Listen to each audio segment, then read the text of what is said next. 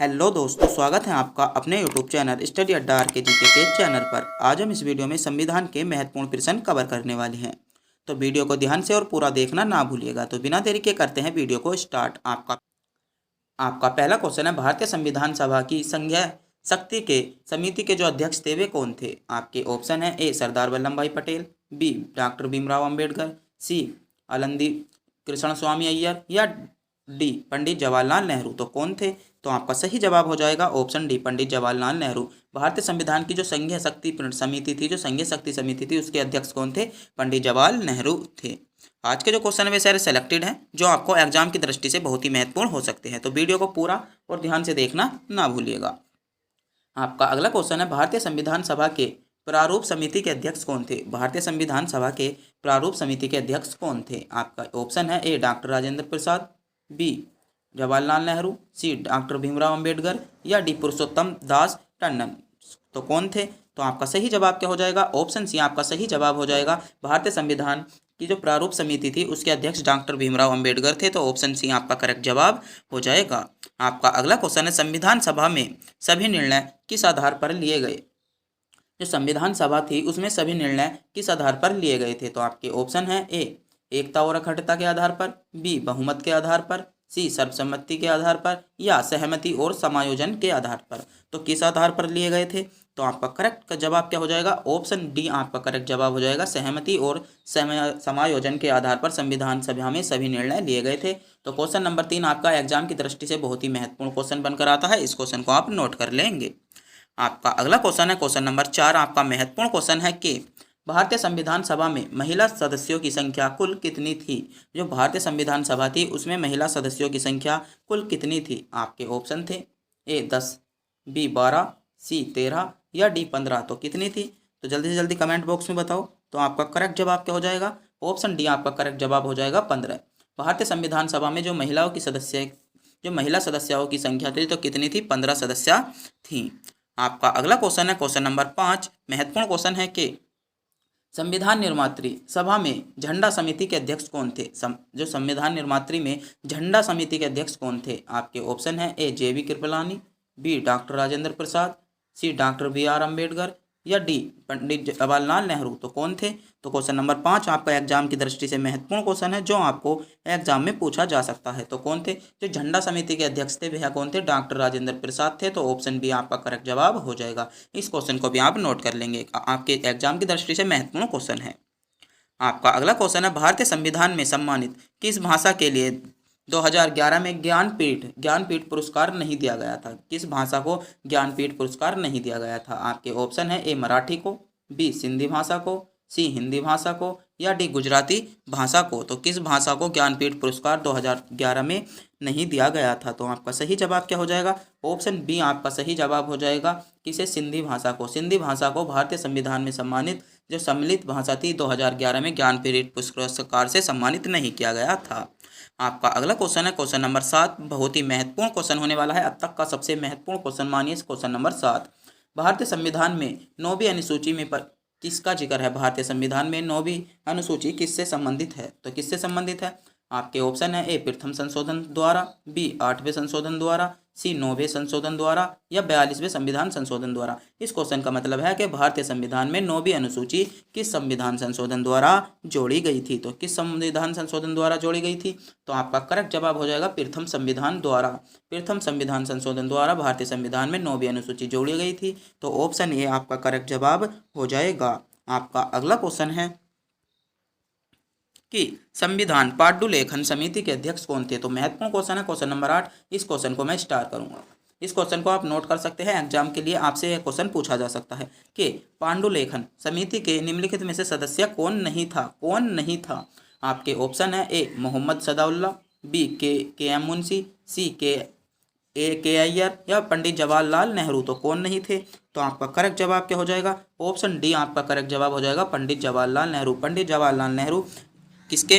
पांडुलेखन समिति के अध्यक्ष नहीं थे।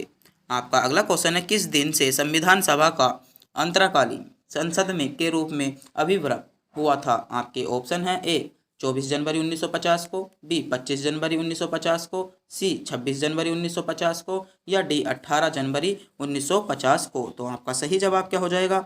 आपका करेक्ट जवाब हो जाएगा 26 जनवरी 1950 को। 26 जनवरी 1950 के दिन संविधान में जो संसद की उसका प्रारूप तैयार हो गया था, या संसद का निर्माण, संसद का कार्य चलना चालू हो गया था।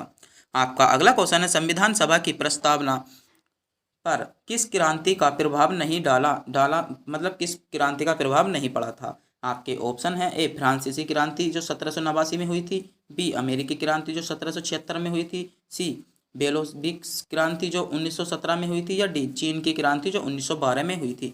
तो किस क्रांति का प्रभाव भारतीय संविधान की प्रस्तावना पर नहीं पड़ा था? तो वह कौन सी क्रांति थी? तो आपका करेक्ट जवाब हो जाएगा ऑप्शन डी चीन की क्रांति।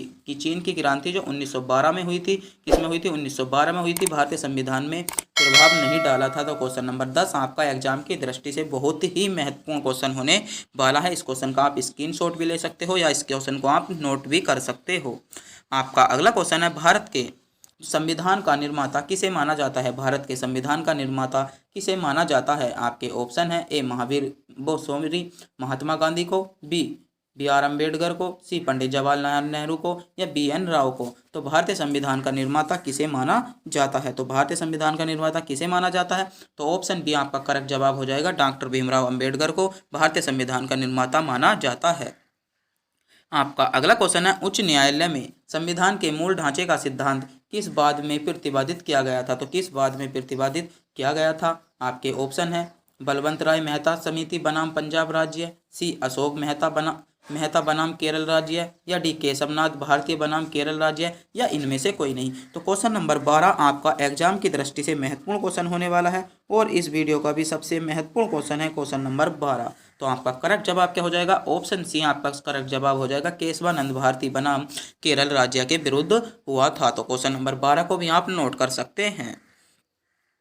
आपका अगला क्वेश्चन है, संविधान सभा में कितने उपस्थित सदस्यों ने संविधान पर हस्ताक्षर किए थे? जो संविधान प्रारूप मतलब संविधान तैयार हुआ था, तो उस समय जब पारित करने वाले थे, तो उस समय जो संविधान में कितने सदस्य उपस्थित थे और संविधान पर कितने सदस्यों ने हस्ताक्षर किए थे? तो संविधान में कितने सदस्यों ने हस्ताक्षर किए थे? आपके ऑप्शन है, ए कितना 262 सदस्यों ने, बी 284 सदस्यों ने, सी 286 सदस्यों ने, या डी 289 सदस्यों ने। तो कितने सदस्यों ने हस्ताक्षर किए थे? तो आपका करेक्ट जवाब क्या हो जाएगा? ऑप्शन बी 284 सदस्य।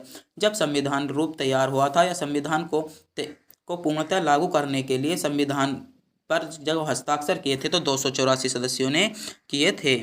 आपका अगला क्वेश्चन है क्वेश्चन नंबर 14 महत्वपूर्ण क्वेश्चन है, जिस संविधान सभा द्वारा भारत में संविधान का अधिनियम किया गया उसके सदस्य कौन थे? तो उसके सदस्य कौन थे? आपके ऑप्शन है, गवर्नर जनरल द्वारा निर्मित, बी राजनीतिक दलों द्वारा निर्मित, सी विभिन्न प्रांतों की विधानसभाओं द्वारा निर्मित, या लोगों द्वारा निर्मित। तो क्वेश्चन नंबर 14 भी आपका एग्जाम की दृष्टि से महत्वपूर्ण क्वेश्चन है। तो आपका करेक्ट जवाब क्या हो जाएगा? आपका करेक्ट जवाब हो जाएगा विभिन्न प्रांतों की विधानसभाओं द्वारा निर्मित। क्या? जिस संविधान सभा द्वारा भारत में संविधान का अधिनियम किया गया था उसके सदस्य कौन थे? तो उसके सदस्य कौन थे? विभिन्न प्रांतों की विधानसभाओं द्वारा निर्मित उसके सदस्य थे।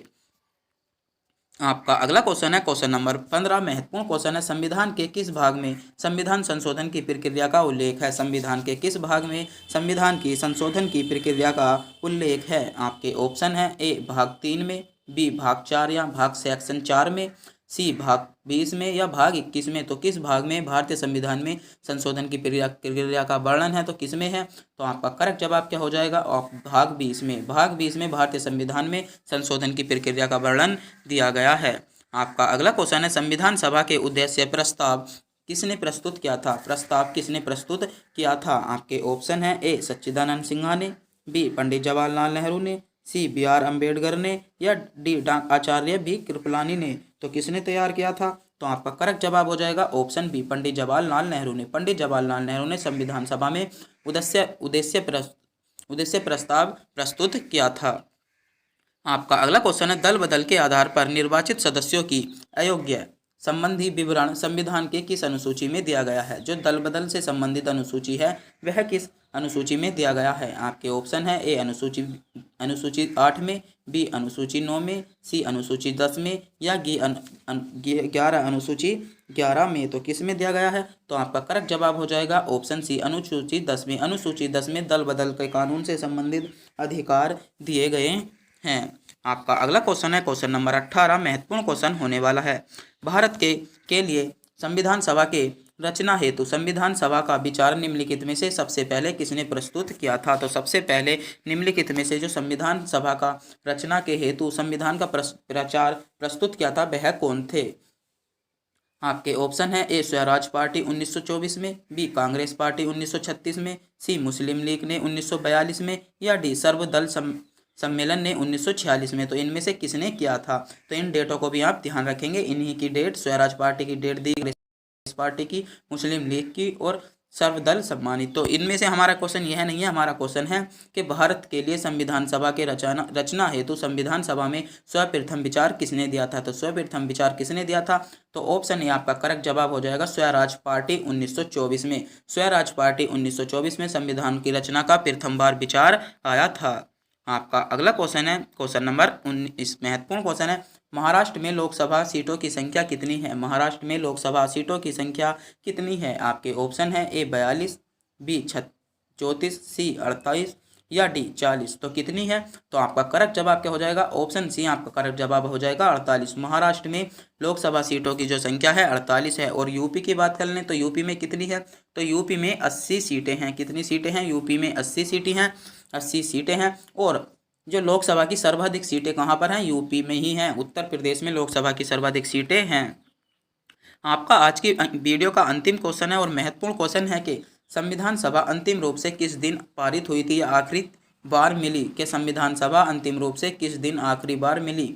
आपके ऑप्शन है ए 26 नवंबर 1949 को, बी 5 दिसंबर 1949 को, सी 24 जनवरी 1950 को या डी 25 जनवरी 1950 को। तो कब मिली थी, तो आपका करेक्ट जवाब क्या हो जाएगा, आपका सही जवाब हो जाएगा ऑप्शन सी 24 जनवरी 1950 को संविधान समिति संविधान सभा अंतिम रूप से किस दिन मिली थी। तो ऑप्शन सी आपका करेक्ट जवाब हो जाएगा 24 जनवरी 1950 को मिली थी। तो आज के जो क्वेश्चन थे वे सारे सेलेक्टेड थे और आज ऐसे क्वेश्चन हमने कवर किए हैं जो आपको एग्जाम की दृष्टि से बहुत ही महत्वपूर्ण हो सकते हैं। तो ऐसी ही वीडियो देखने के लिए हमारे चैनल को सब्सक्राइब, वीडियो को लाइक और कमेंट बॉक्स में यह भी बताना ना भूलें कि आपको वीडियो कैसी लगी। तो तब तक के लिए मिलते हैं अगली वीडियो में।